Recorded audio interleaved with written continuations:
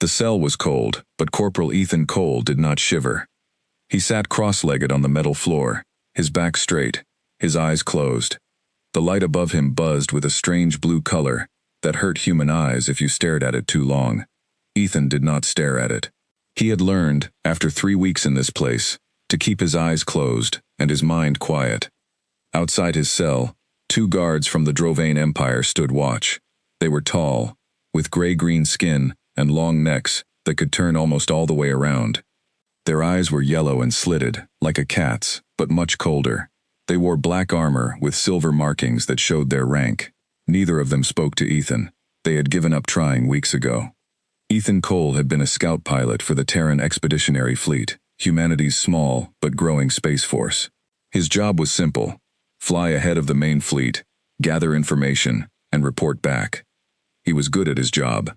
He had flown dozens of missions without trouble. But 3 weeks ago, his scout ship had been ambushed near a quiet, unmarked system on the edge of Drovane territory. 6 enemy fighters had come out of nowhere. His ship had taken heavy damage, and before he could escape, a tractor beam had locked onto him and pulled him in. He remembered waking up in this cell. He remembered the first questions, and he remembered saying nothing. Not one word. Not his name, not his rank, not the location of the human fleet, not the size of the human military, not anything. The Drovane Empire had ruled over a large section of the galaxy for almost 400 years. They had conquered 17 other species. Every single one of those species, when captured and questioned, had eventually talked. Some talked quickly, some held out for days, a few brave ones held out for weeks. But every single one, in the end, had spoken. Ethan Cole had been silent for 21 days. The door to the cell block hissed open, and heavy footsteps echoed down the hallway. Ethan opened his eyes just slightly. He recognized the sound. It was Overseer Drell Kesh, the chief interrogator of this station. Kesh was older than most Drovane, with pale scars running down one side of his face from an old battle.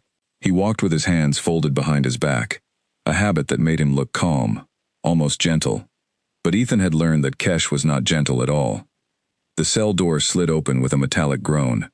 Kesh stepped inside, followed by 2 guards carrying a small table and 2 chairs.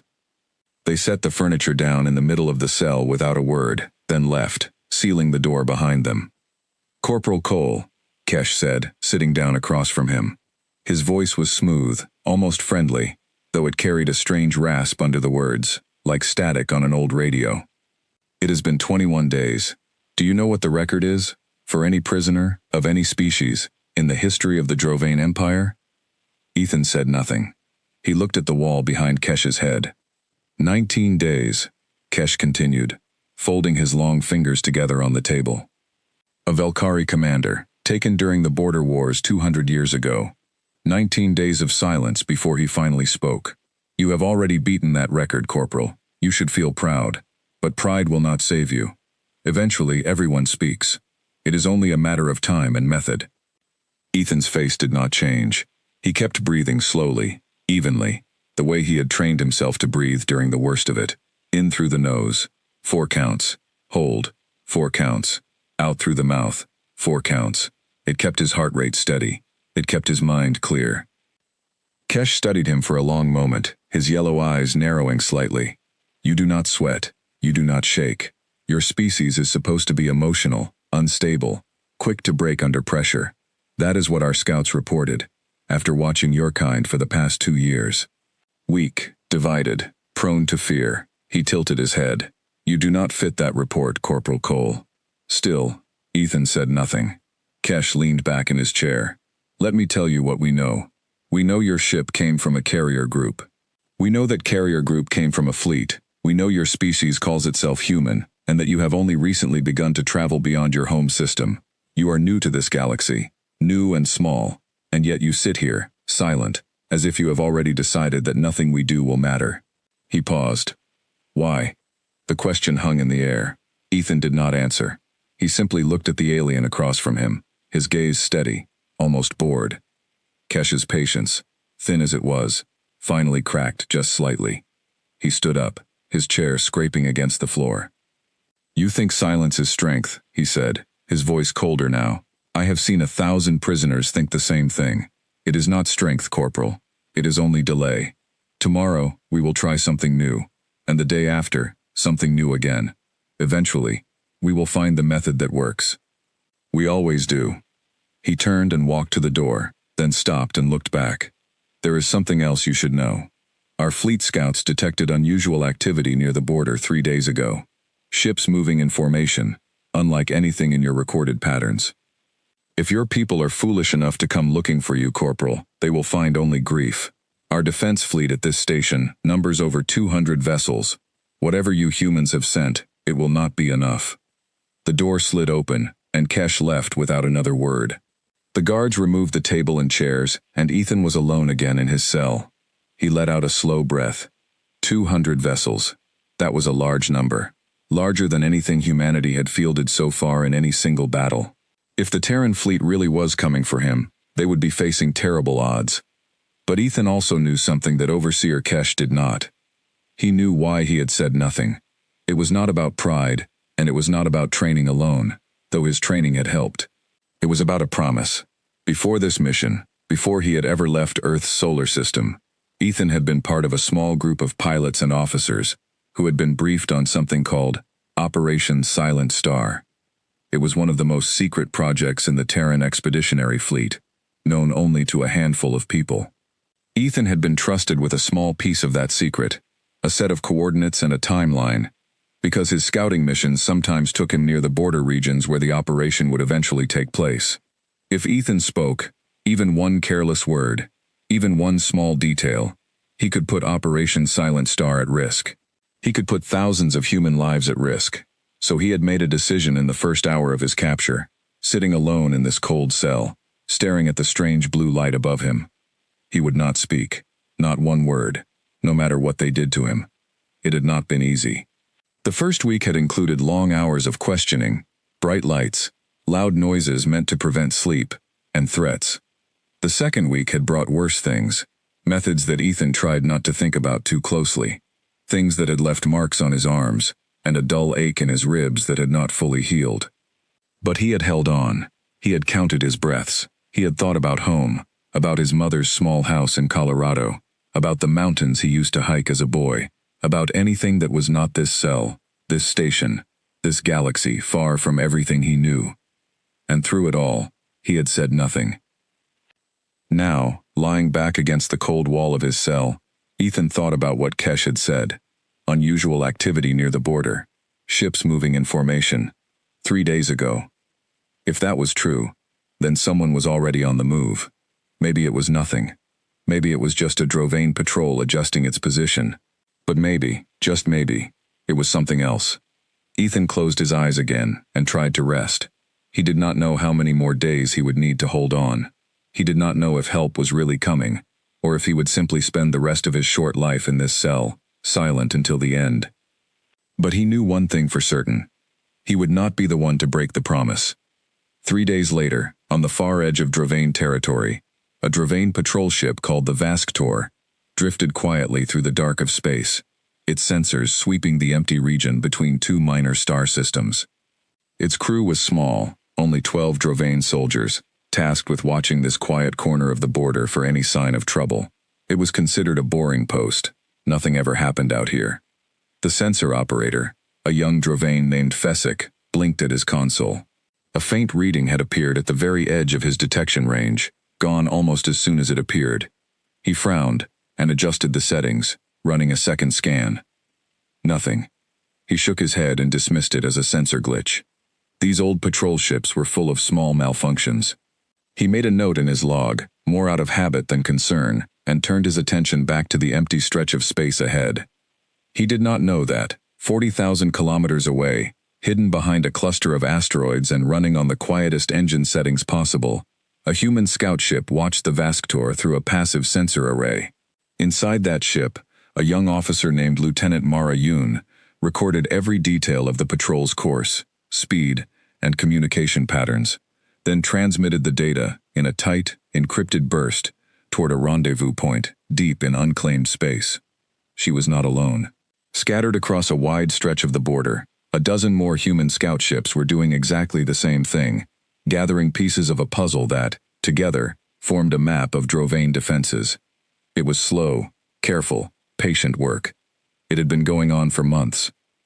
Back on Kethril Station, in the heart of Drovane territory, Overseer Kesh sat in his private office, reviewing the daily reports. Prisoner Cole remained silent. No change. He set the report aside with a small growl of frustration and turned to the next item on his list, a routine update from Border Patrol Command. 3 unusual sensor readings in the past week, all dismissed as glitches, all in different systems, all along the same general stretch of border. Kesh paused, his yellow eyes narrowing. He was an old soldier before he became an interrogator, and old soldiers did not like patterns that had no clear explanation. He made a note to request a more thorough sensor sweep of the border region, then set the matter aside for the moment. There were more pressing concerns. The human prisoner had already broken every known record for silence under questioning, and Kesh's superiors were beginning to ask difficult questions about why a single human, from a species considered primitive and disorganized, could not be made to talk. Kesh did not like difficult questions. He decided that tomorrow he would try something new with the prisoner, something he had been saving for a case exactly like this one. He did not yet know that his careful plans, and the entire defense of Kethril Station, would soon be tested in ways he could never have predicted. Far beyond the edge of his sensors, in the cold dark of unclaimed space, the pieces of Operation Silent Star were quietly falling into place, ship by ship, system by system, moving slowly and carefully toward a single point on the map. And at the center of that map, though he did not know it yet, sat a silent prisoner in a cold cell, waiting. Overseer Dral Kesh did not sleep that night. He sat in his quarters, staring at the reports on his desk screen, thinking about the human prisoner. 24 days now, no one in the recorded history of the Drovane Empire had ever resisted this long. Kesh had interrogated soldiers, spies, rebels, and even members of his own species who had turned against the Empire. All of them had spoken eventually, some in hours, some in days. This human had said nothing for over 3 weeks. It was not natural. It was not supposed to be possible. Kesh had read every file the Empire had on humanity. The species was young in terms of space travel, only decades removed from their first steps beyond their home world. Their technology, while improving quickly, was still behind the Drovane Empire in most areas. Their military was small. Their political structure was, according to the reports, divided into many competing groups that often disagreed with one another. On paper, humans should have been an easy species to break. Weak, disorganized, emotional. And yet here was Corporal Ethan Cole, sitting silently in a cell, refusing to give up even his own name. Kesh decided that tomorrow, he would try something different, something that had worked on even the most stubborn prisoners in the past. He called it the isolation method. The next morning, 2 guards came for Ethan. They did not speak, only motioned for him to stand and follow. Ethan rose slowly, his muscles stiff from 3 weeks of sitting on a hard floor, and walked between them out of his cell for the first time since his capture. The hallway outside was long and dimly lit, with cell doors lining both walls. Ethan glimpsed shapes moving behind some of the small windows in the doors, other prisoners from other species the Drovane Empire had conquered over the centuries. He did not know what species they were. He did not have time to look closely before the guards pushed him forward.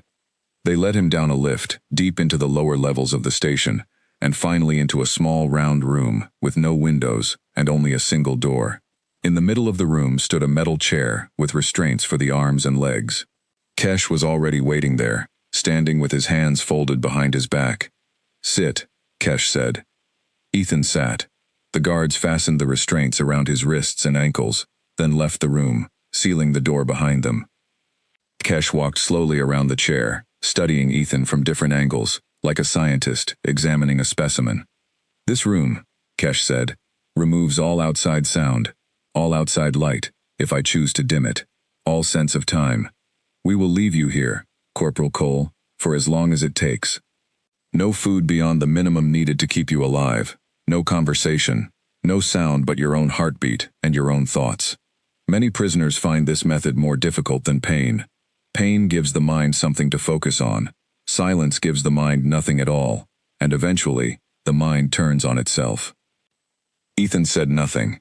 He kept his breathing steady, the same slow rhythm he had used since the beginning. In through the nose, 4 counts. Hold. Out through the mouth, 4 counts. Kesh watched him for a long moment, then nodded to himself and walked out of the room. The lights dimmed to almost nothing.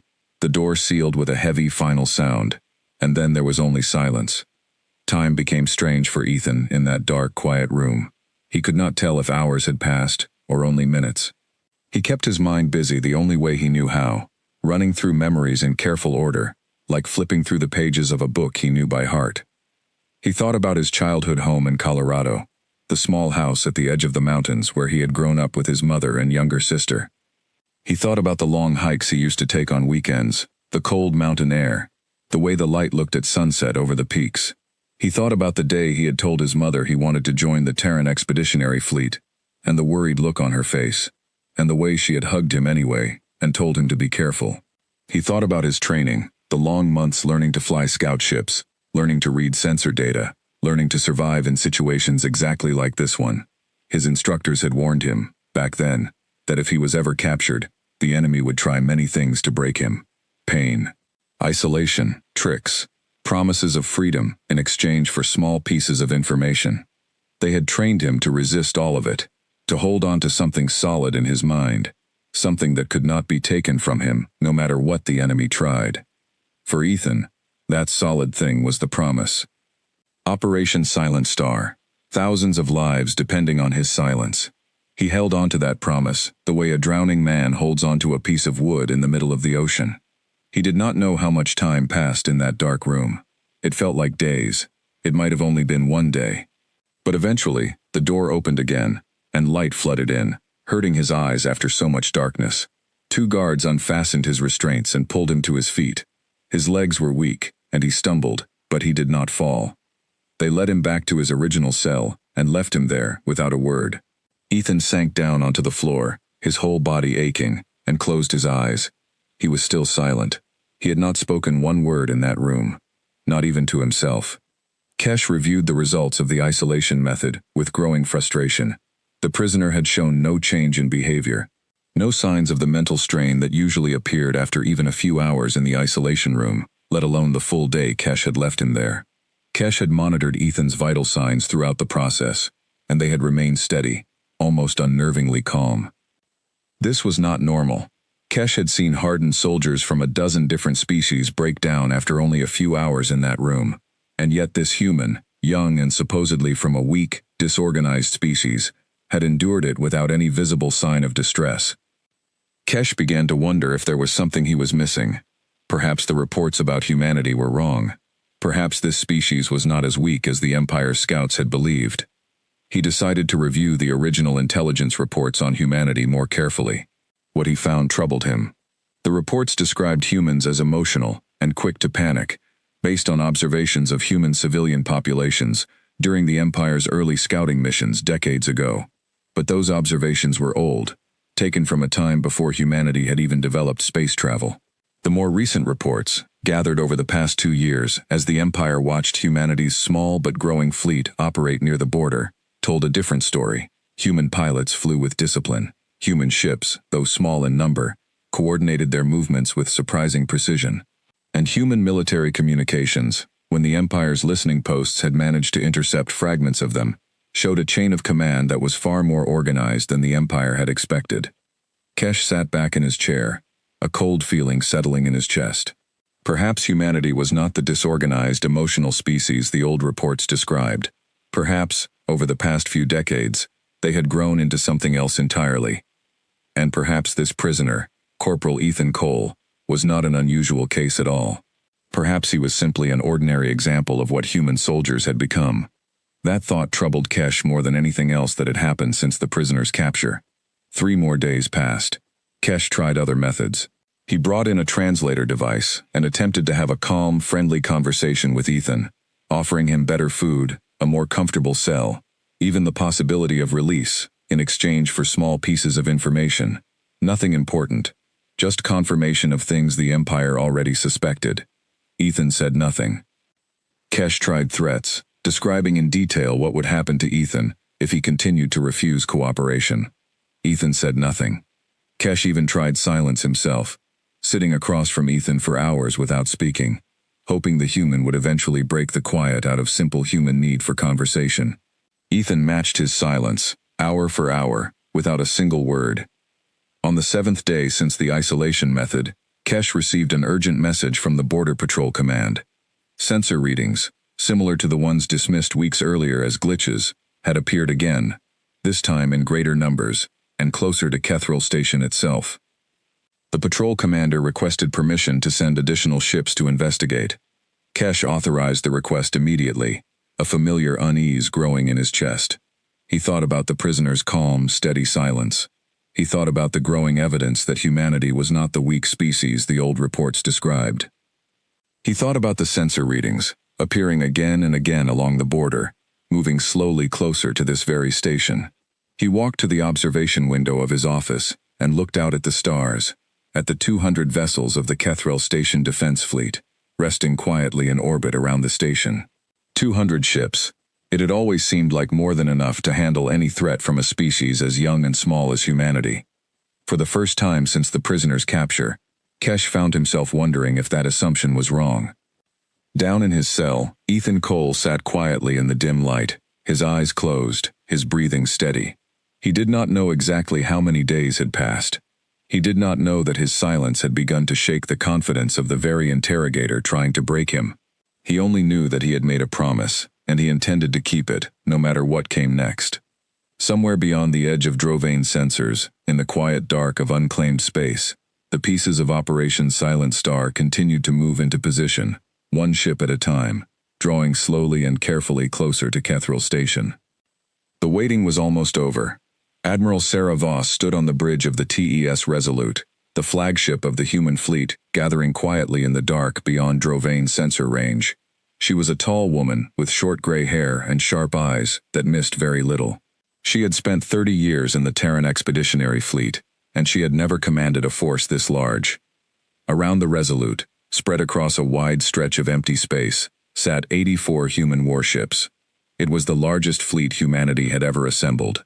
Cruisers, carriers, destroyers, and support ships, all gathered here in secret over the past 4 months, brought together piece by piece, so that no single Drovane patrol would ever see enough of them at once to raise an alarm. This was Operation Silent Star. The plan had begun over a year ago, when Terran intelligence first learned that the Drovane Empire had been quietly increasing patrols along the border, watching humanity's small colonies and outposts with growing interest. Fleet Command had grown worried. If the Drovane Empire decided humanity was worth conquering, humanity's current forces would not be able to stop them. The Empire had ruled over a large section of the galaxy for 400 years, and had defeated 17 other species in that time. So Fleet Command had made a decision. Instead of waiting to be attacked, humanity would show the Drovane Empire something they did not expect. Not through direct war, which humanity could not yet win, but through a demonstration, a single, powerful strike against one heavily defended Drovane station, launched with such speed and precision that the Empire would be forced to reconsider everything they believed about the weak, disorganized species on their border. Kethril Station had been chosen months ago, before anyone knew that a young scout pilot named Ethan Cole would be captured near its territory. When Fleet Command learned of Cole's capture, and learned through careful intelligence gathering that he was being held prisoner at Kethril Station itself, the timing had seemed almost impossible to believe. Admiral Voss studied the tactical display floating above the command table in the center of the bridge. Kethril Station appeared as a bright point of light, surrounded by a cluster of smaller points representing the 200 vessels of its defense fleet. 200 ships, said Captain Reyes Alvarez, her second in command, standing beside her. That is a lot of firepower, Admiral, even for our 84. It is, Voss agreed. But we are not planning a fair fight, Captain. We are planning a fast one. She traced a line on the display with her finger, showing the planned attack route. Our scouts have spent months mapping the patrol patterns around this station. We know their sensor blind spots. We know their response times. We know where their fastest reserve squadrons are stationed and how long it takes them to launch. We are going to hit this station hard, retrieve our man, and be gone before their full fleet can even organize a proper response. Captain Alvarez studied the display, his brow furrowed. And if something goes wrong?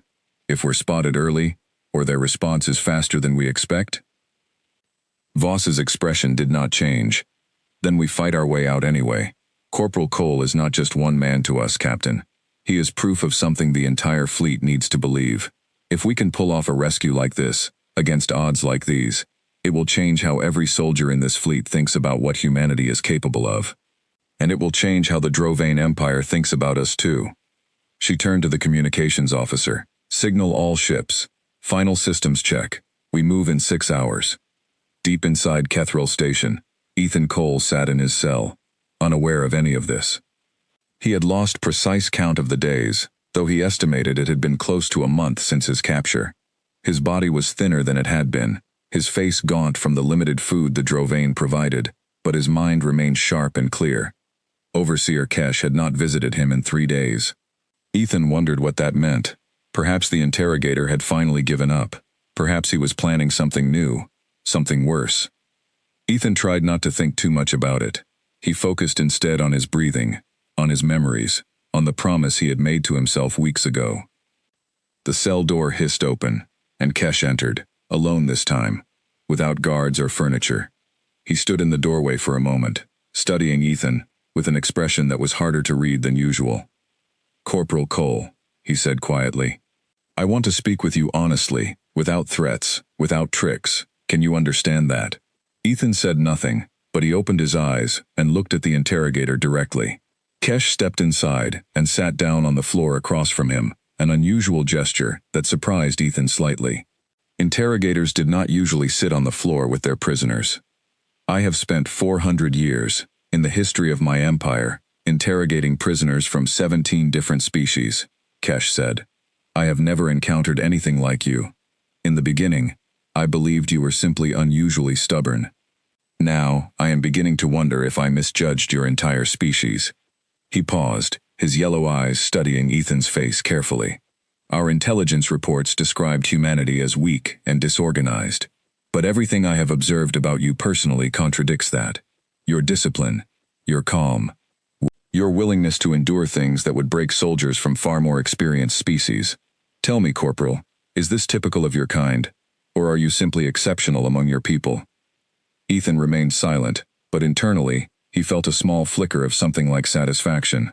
If the Empire's chief interrogator was beginning to doubt his own intelligence reports, then perhaps humanity's careful, patient strategy over the past few years, building strength quietly while the galaxy underestimated them, was working exactly as intended. Kesh sighed, a strange rasping sound. "You will not answer, of course. I did not truly expect you to. But I wanted you to know that I have requested a full review of our intelligence on your species from Imperial Command. Whatever the outcome of your captivity, Corporal, you have already changed something. You have made an old soldier question assumptions he has held for decades." He stood up slowly. "Border Patrol reports continue to show unusual sensor activity.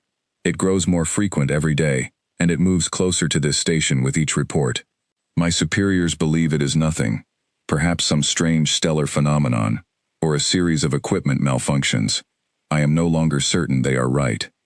He walked to the door, then paused and looked back one final time. "If your people truly are coming for you, Corporal Cole, I hope for your sake that they arrive soon. And I hope, for the sake of everyone on this station, that our defense fleet is enough to meet them. 200 ships is a great deal of power, but after meeting you, I no longer feel as confident as I once did about what will happen when your people finally show themselves." He left, and the door sealed behind him. Ethan sat alone in the silence, his heart beating a little faster than his careful breathing exercises usually allowed. Kesh's words echoed in his mind. Unusual sensor activity, growing more frequent, moving closer every day. They were close. His people were close. He closed his eyes and allowed himself, for the first time in weeks, a small and careful hope. 6 hours after Admiral Voss gave the order, the human fleet moved. 84 ships slid quietly through the dark, their engines running at the lowest possible power to avoid detection, following a carefully planned route that took them through gaps in the Drovane sensor network mapped out over months of patient scouting. Lieutenant Mara Yun, whose scout ship had watched the Drovane patrol weeks earlier, now flew at the front of the formation, guiding the fleet along the safest path toward Kethril Station. On the bridge of the Resolute, Admiral Voss watched the tactical display as her fleet crept closer to the target, system by system. Every hour that passed without detection was a small victory. Every hour brought them closer to the moment when stealth would no longer be possible, when the Drovane defense fleet would see them coming, and the real fight would begin. "Distance to Kethril Station," Voss said quietly. 11 hours at current speed, Admiral," replied the navigation officer. Voss nodded and turned to look at the image of Kethril Station on the display, a small bright point surrounded by 200 defending vessels. Somewhere on that station, a young scout pilot had spent weeks in captivity, refusing to speak, holding on to a secret that could have compromised this entire operation if he had broken even once. "Hold on a little longer, Corporal," she murmured to herself. "We're almost there." Behind her, the bridge crew worked quietly and efficiently, running final checks on weapon systems, shield generators, and boarding craft. Every person on every ship in this fleet understood what was at stake. This was not just a rescue mission. It was a message to the galaxy, a message that humanity, small and young as it was not a species to be underestimated. 11 hours remained. Then Kethril Station, and everything it represented, would learn exactly what kind of species had been quietly growing on the edge of their empire.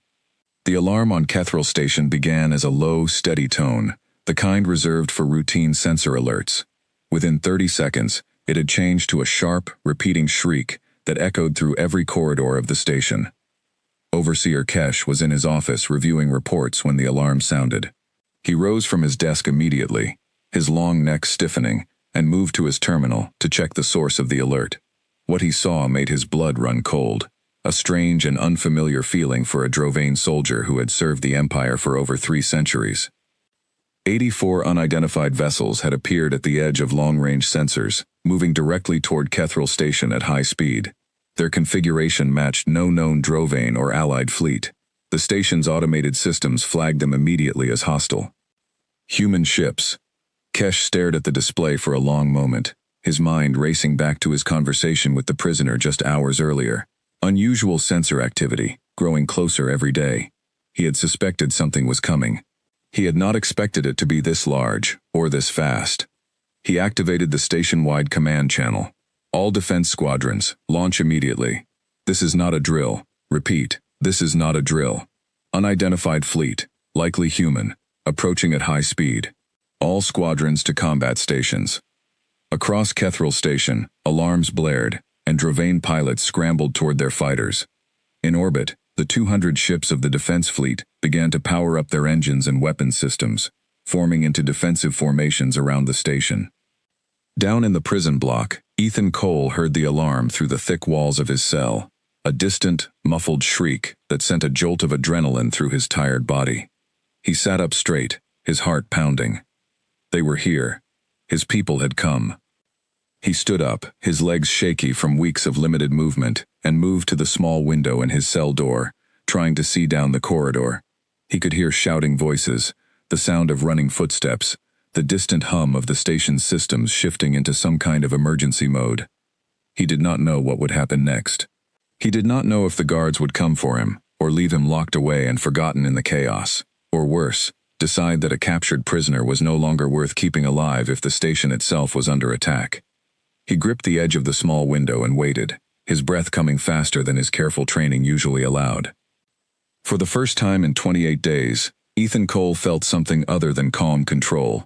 He felt hope, sharp and painful, and underneath it, a fear that after everything he had endured, he might not survive long enough to see his people succeed.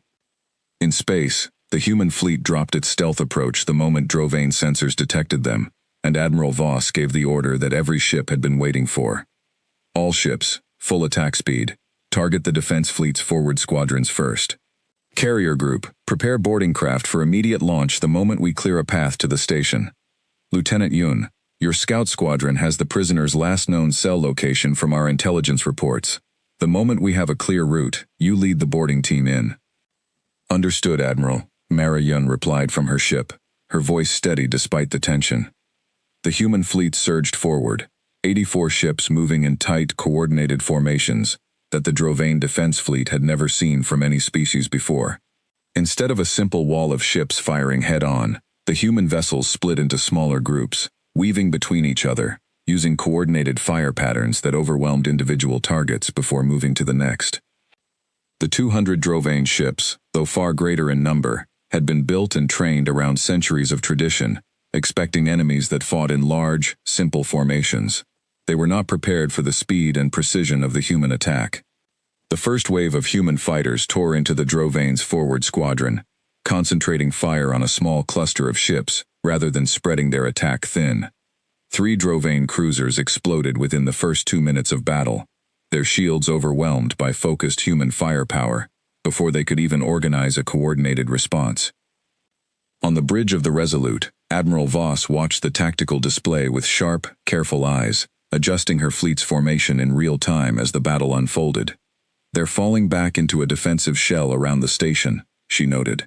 "Smart move, but it leaves gaps between their squadron groups.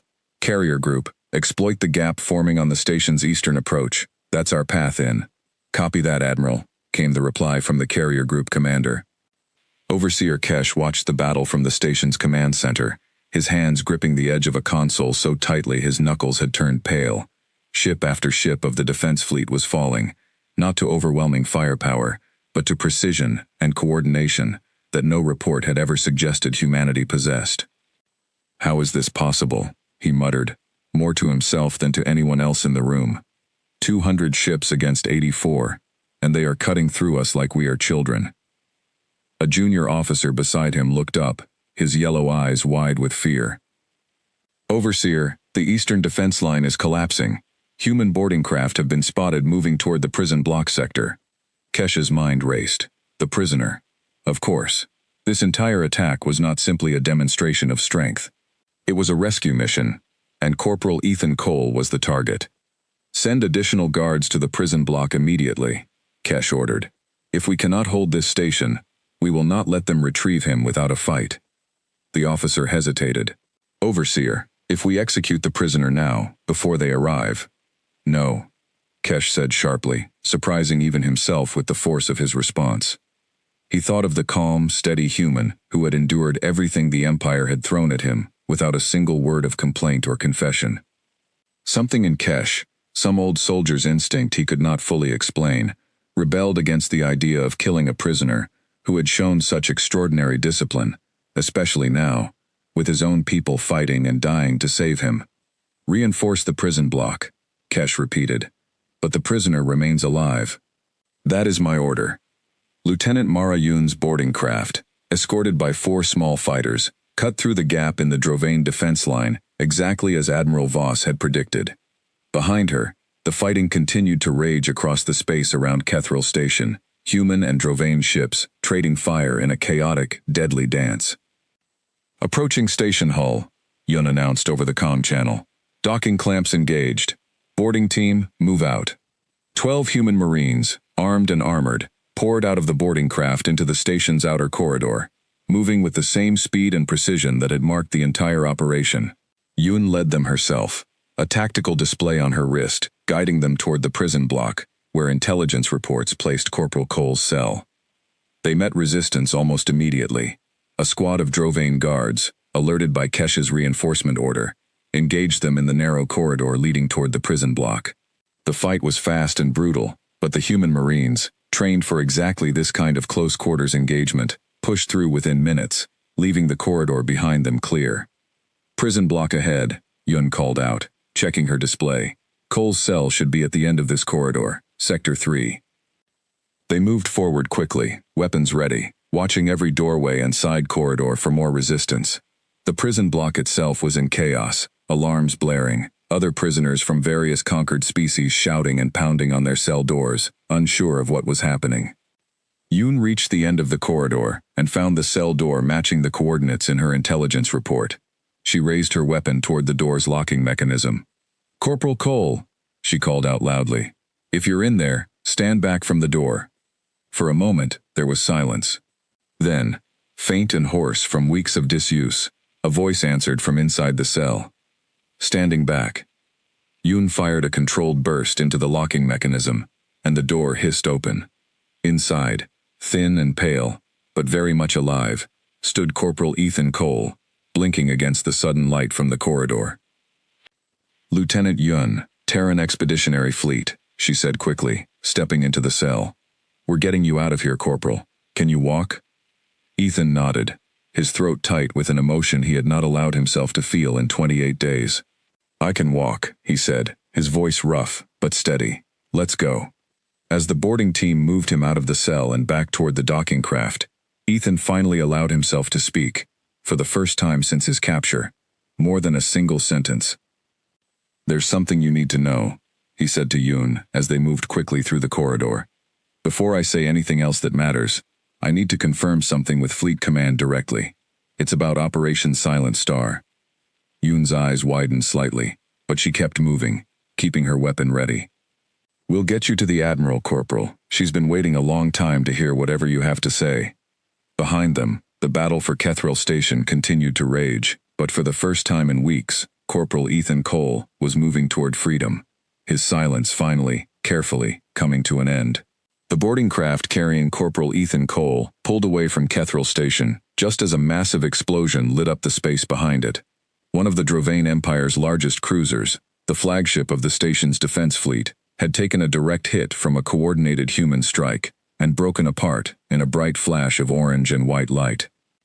Inside the boarding craft, Ethan sat wrapped in a thermal blanket, a medic checking his vital signs, while Lieutenant Yoon monitored the tactical display, guiding their small craft back toward the main fleet through gaps in the ongoing battle. Ethan's hands trembled slightly, not from fear, but from the strange shock of finally being free after 28 days of silence and captivity. "Easy, Corporal," the medic said gently, noting his elevated heart rate. "You're safe now. Just breathe." Ethan almost laughed. Breathing had gotten him through the entire ordeal. It felt strange to be told to do it now, as if it were something new. "Admiral Voss wants you brought directly to the Resolute," Yun told him, glancing back from her position near the pilot's seat. "She's been informed you're safely aboard." She also said, and I'm quoting her exactly, that she wants to hear whatever it is you've been holding on to for the past month, the moment it's safe to say it. Ethan nodded slowly. "I'll tell her everything. Just give me a minute." He looked out the small viewport of the boarding craft at the battle still raging around Kethril Station. Human ships moved with sharp, coordinated precision through the wreckage of the Drovane defense fleet, picking off isolated groups of enemy vessels while avoiding the station itself, which Admiral Voss had specifically ordered spared from bombardment. This was not a mission to destroy Kethril Station. It was a mission to send a message, and mindless destruction would not serve that purpose. On Kethril Station, Overseer Kesh stood in the command center, watching the battle unfold on the main display, with a growing sense of disbelief. Ship after ship of the defense fleet had fallen, not through overwhelming numbers, but through tactics and coordination that no report on humanity had ever suggested was possible. Of the 200 vessels that had begun the battle, fewer than 60 remained combat effective, scattered and disorganized, struggling to reform any kind of coherent defense. "Overseer," the junior officer beside him said quietly, "Fleet Command is requesting orders. Do we continue the engagement, or attempt to negotiate a withdrawal?" Kesh was silent for a long moment, watching the display, thinking about the calm, silent prisoner who had endured everything the Empire had tried against him without ever breaking. He thought about his own words to Ethan Cole, spoken just hours earlier. "I no longer feel as confident as I once did about what will happen when your people finally show themselves." He had been right to feel that doubt. "Signal the remaining ships to fall back and hold defensive positions around the station itself," Kesh ordered. "Do not pursue the human fleet. If they wish to destroy this station, they have had ample opportunity to do so already. I believe their objective has already been achieved." The junior officer looked confused. "Their objective, Overseer?" Kesh's eyes remained fixed on the display, watching as the human fleet began to reform into a tighter formation near the edge of the battle, apparently preparing to withdraw now that their boarding craft had successfully returned. "They came for one man," he said quietly, "and they have taken him back. Everything else, this entire battle, was simply the price they were willing to pay to prove they could do it." He turned away from the display, a strange mixture of anger and something like grim respect settling over him. In 400 years of service to the Drovane Empire, he had never witnessed anything quite like what had just happened at Kethril Station. A single prisoner, silent and unbreakable, had become the reason for a battle that would be remembered in Imperial history for a very long time. Aboard the Resolute, Admiral Voss stood in the ship's medical bay, waiting as Ethan Cole was brought aboard and settled into a recovery bed. He looked thin and tired, his uniform replaced with simple medical garments, but his eyes were sharp and alert despite everything he had endured. "Corporal Cole," Voss said, stepping closer to the bed. "Welcome home." Ethan tried to sit up straighter, an old habit of respect for a superior officer, but Voss waved him back down gently. "Rest, Corporal. You've earned it." 28 days of silence, under conditions I can only imagine, and not one word about the operation. That kind of discipline is rare, even in this fleet. "Thank you, Admiral," Ethan said, his voice still rough. "I need to report something, about Operation Silent Star. Now that I'm clear, I think it's important you know exactly what I withheld, and why, in case it changes anything about how the operation proceeds from here." Voss nodded, pulling a chair closer to the bed and sitting down. "Go ahead, Corporal. I'm listening." Ethan explained everything, carefully and clearly. The coordinates he had memorized weeks before his capture, the timeline details he had been trusted with as part of his scouting duties near the border. The fact that even under the worst of the Drovane interrogation methods, he had never once let slip a single detail that could have compromised the operation or put other human lives at risk. Voss listened without interrupting, her expression unreadable until Ethan finished speaking. When he was done, she was quiet for a long moment, studying his tired face. "Corporal Cole," she said finally, "do you understand what you did? Not just for this operation, though that matters greatly. Do you understand what you did for every human soldier who might one day fall into enemy hands?" Ethan shook his head slightly, unsure what she meant. "The Drovane Empire has conquered 17 species in 400 years, Voss continued. Every single one of those species, when captured and questioned, eventually spoke. That was the pattern the Empire expected, the pattern their entire interrogation system was built around. You broke that pattern, Corporal. 28 days of silence, longer than any prisoner in their recorded history. Word of that will spread, both within their empire and within our own fleet. It will change how the Drovane Empire thinks about the cost of taking human prisoners, and it will change how every human soldier thinks about what they are capable of enduring, if the moment ever comes." She reached out and placed a hand briefly on his shoulder, a small gesture of respect and gratitude. "You did more than protect an operation, Corporal. You proved something about what humanity is made of. That kind of proof is worth more than any single battle." 3 weeks later, Ethan Cole stood on a small platform in front of an assembled crowd at Fleet Command headquarters, back on a human colony world far from the Drovane border. He had recovered most of his strength during the journey home, though he still tired more easily than before his capture, and the doctors had told him it would be some time before he was cleared for another scouting mission. Admiral Voss stood beside him, along with several other senior officers, as a formal ceremony recognized his conduct during captivity. Ethan felt uncomfortable with the attention, uncertain how to respond to being called a hero by people who had not been there, who did not know what it had actually felt like, day after day, to sit in silence in that cold cell. But as he looked out at the crowd, he saw familiar faces. Lieutenant Mara Yun, who had led the boarding team that freed him, fellow scout pilots he had trained with, and near the back, to his surprise and quiet joy, his mother and younger sister, who had been brought to the colony world for the ceremony, tears in their eyes as they watched him receive his commendation. After the ceremony ended, as the crowd began to disperse, Admiral Voss found him standing alone near the edge of the platform, looking out at the stars visible through the large windows of the assembly hall. "Word has reached us through diplomatic channels," she said, coming to stand beside him. "The Drovane Empire has requested a formal meeting with Terran representatives. They want to discuss a border agreement, something they have never offered any species before, without first attempting full conquest." Ethan looked at her, surprised. "Because of what happened at Kethril Station?" "Because of what happened at Kethril Station," Voss confirmed. "And because of what you did, Corporal, before that battle ever began. 28 days of silence changed how an entire empire looks at humanity. That is not something many soldiers can say about their service." Ethan turned back to look at the stars, thinking about the cold cell, the dim blue light, the long hours spent counting his breaths and holding on to a promise. It felt like a lifetime ago, though it had only been a matter of weeks. "I just did what I was trained to do," he said quietly. "I kept a promise." Voss smiled, a rare expression from the usually serious admiral. "Sometimes, Corporal, that's exactly what changes everything."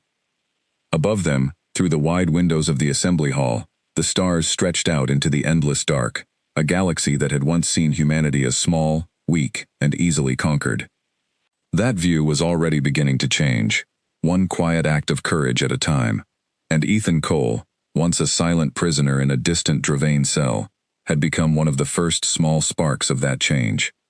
The war, if it ever truly came, was still far from decided, but for now, humanity had proven something important, not through overwhelming force, but through discipline, patience, and the simple, unbreakable strength of a promise kept. And somewhere far away, on a station still repairing the damage of that single decisive battle, Overseer Dral Kesh filed his final report on the case of Corporal Ethan Cole, closing it with a note that would be remembered in Drovane military records for generations to come. "Some enemies cannot be broken by force alone, and it is a grave mistake to assume otherwise."